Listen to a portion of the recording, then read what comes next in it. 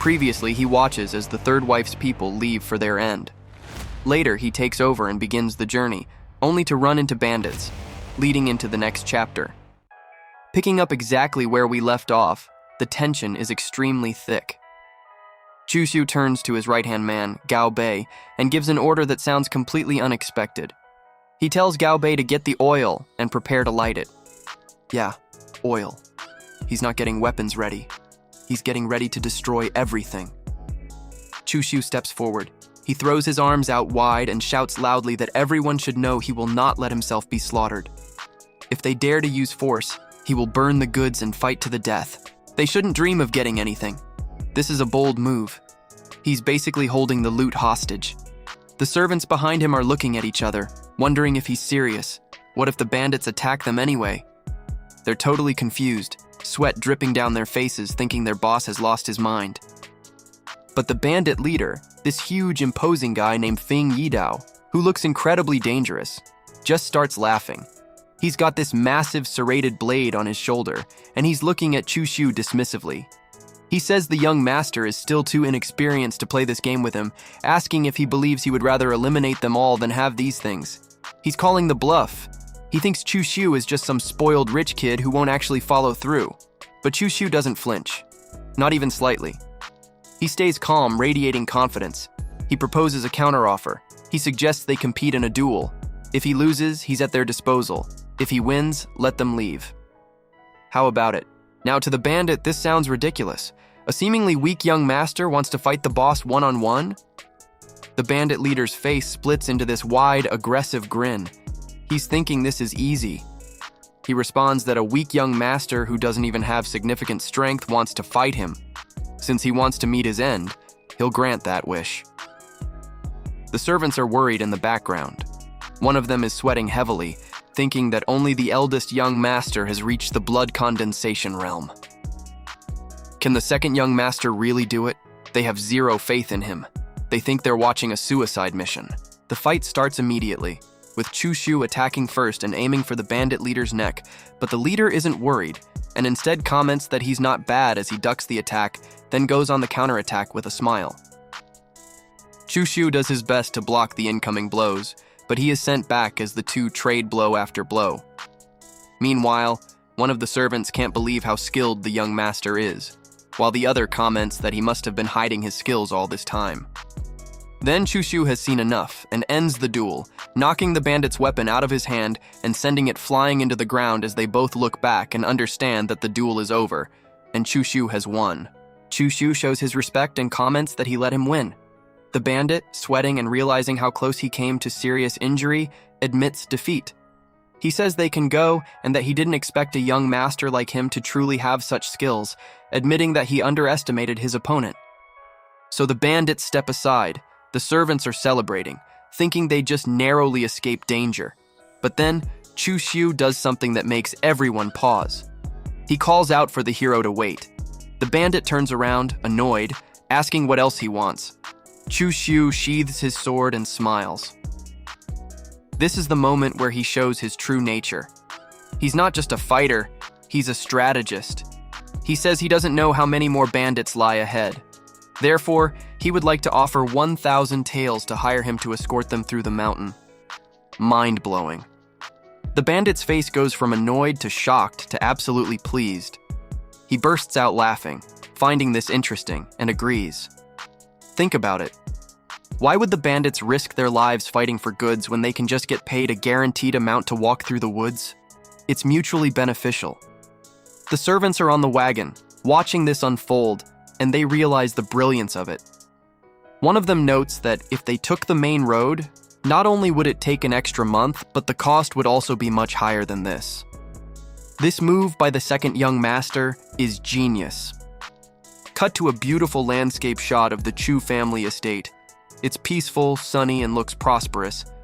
We're inside the main hall where the family head, Chushu's father, is looking at a report, stunned. He notes that just like that, the second young master made a round trip from the Yan Kingdom in 10 days. Usually this trip takes much longer, but because Chushu hired the bandits, he bypassed all the safe winding roads and went straight through the dangerous territory without fear. The father is impressed but also concerned. He asks his advisor, Old Chen, about it, noting that the approach was very risky. What if the bandits didn't respond to profit? Also, what if that group didn't have the strength to escort them? Old Chen, looking wise, explains that the second young master's luck was good. He didn't expect a young master like him to set a precedent, that one could hire bandits to pass through the mountain. Old Chen notes that, in fact, all 4 young masters are very capable. If the family master were willing to give up researching that thing and focus on teaching them, the Chu family could definitely stand shoulder to shoulder with the Shen family. He hints at some secret family research, but is quickly interrupted as Old Chen warns him not to speak carelessly. Meanwhile, in a training courtyard, we see Chu Shu practicing his sword moves alone. He's sweaty, focused, and intensely serious. Gao Bei reflects on how after the second young master returned from the Yan Kingdom, he practiced desperately, barely resting. He wasn't this kind of person before, was he? Chu Shu thinks about the original plot. After he experiences the family incident, he leaves Tongzhou Prefecture and enters the Jianghu, his temperament changing drastically. He knows the future, but he doesn't know what the family incident is. Before that, he must first step into the blood condensation realm and gain the power to protect himself. Suddenly, the mood shifts. We see someone watching him from the shadows, the 4th brother, Chu Shang, looking jealous and resentful. He thinks that Chu Shu has suddenly risen as a new force to manage the caravan. Not only is the profit considerable, but he has also established prestige. If this continues in a year's time, he will definitely lose. Chu Shang is already plotting. He is not happy about his brother's success at all. We then cut to the scheming 3rd wife, who questions her son about what he is doing. Chu Shang declares that the caravan cannot remain in Chu Shu's hands, and his mother comments that it will not be easy for him, as his father will not give it to him. Chu Shang is complaining. He acknowledges that father won't give it to him, but what if 4th brother wants it? Will he give it to 4th brother? The 3rd wife smirks with a calculating expression. She notes that the master spoils Chu Shu most nowadays, but that it's actually quite possible to change things. She'll go try. So she heads over to the residence of another wife, likely the 4th brother's mother or an ally. They sit down for tea, pretending to be polite and sisterly. They exchange pleasantries about visits and chatting. Typical diplomatic noble conversation follows until she drops her real purpose. She asks about how the shops are doing. The other lady sighs, playing modest, saying the shops don't bring in much income, but her son never planned to fight for the inheritance anyway, so the modest earnings are just right. The 3rd wife leans in, eyes showing interest. She says her counterpart has misunderstood. She knows the son doesn't want to fight for the position of family master, but it's still better to have some business with large returns. This line catches the attention of the other wife and her son, as they are now interested.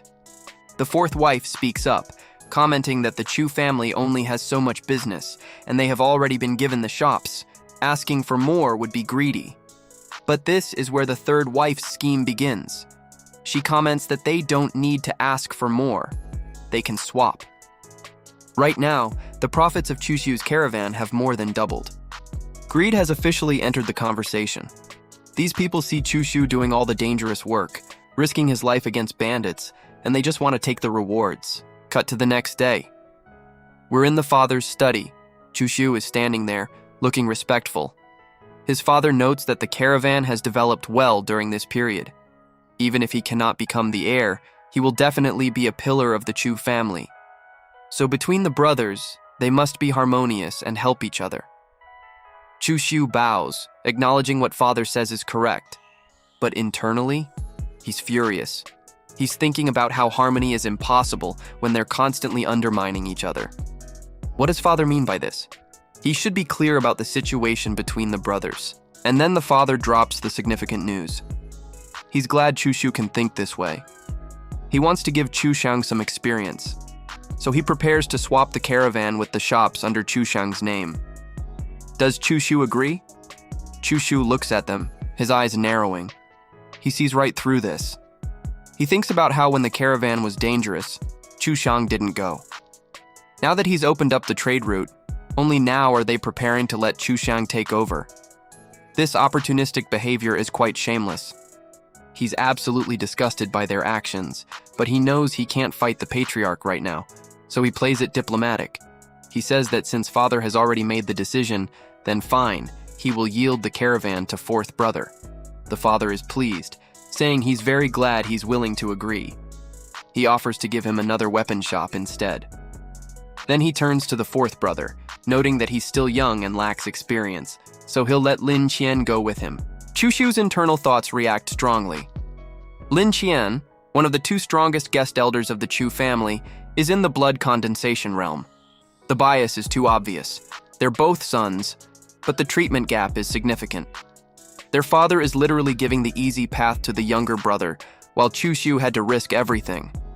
His brother turns to him with a "I win" expression, and Chushu notes that it's nothing, but the trade route is rugged. Fourth brother had better be careful. It sounds like advice, but carries an undertone. As Chushu walks away, his expression darkens. He thinks that this was asked for. He hates it when people take his things the most.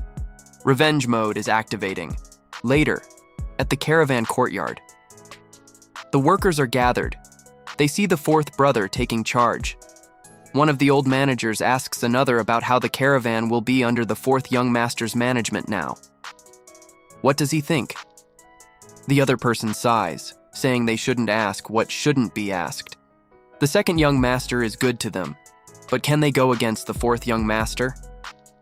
The fourth brother, Chu Shang, walks in with an arrogant attitude.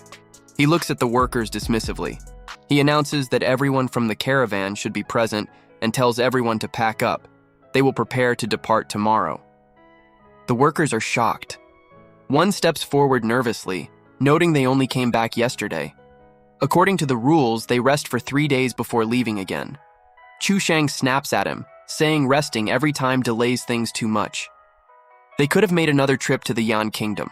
Listen to his orders, depart tomorrow. The worker tries to argue that the trade route within Shangmang Mountain is difficult to travel. Without rest, they really can't manage. The second young master, that was the wrong thing to say. Chu Shang explodes, telling them to be quiet, that the caravan is under his management now. By the way, the manager should stop working. He will arrange for new people. He literally dismisses the experienced managers because they questioned him. The workers are left staring in disbelief. One thinks that this fourth young master's way of doing things is too domineering. He's creating problems before even starting. Finally, the next day, Chu Shang looks down from his high horse and mocks him, asking what he's going to do. Chushu comments that he's moving to a restaurant to live. Chu Shang asks sarcastically if second brother has any experience to pass on to him, his tone extremely smug. Chushu just smiles, a dangerous glint in his eye. He notes that the trade route is rugged and warns to be careful of bandits. Once out of Tongzhou Prefecture, the Chu family's reputation isn't very useful. Chu Shang leaves, laughing it off, thinking that with Uncle Lin by his side, Chu Xiu must be afraid of those petty criminals. In the background, Elder Lin Qian looks stoic and powerful. They ride off, confident and arrogant. But as they leave, Chu Xiu stops smiling. He turns to his loyal servant Gao Bei and delivers the line that signals exactly what's about to happen. Holding a heavy crate, he looks toward the horizon with cold determination and tells Gao Bei to come with him to Shangmang Mountain later. Gao Bei nods in agreement. Thanks for watching. If you enjoyed it, please subscribe and like. It really helps me out.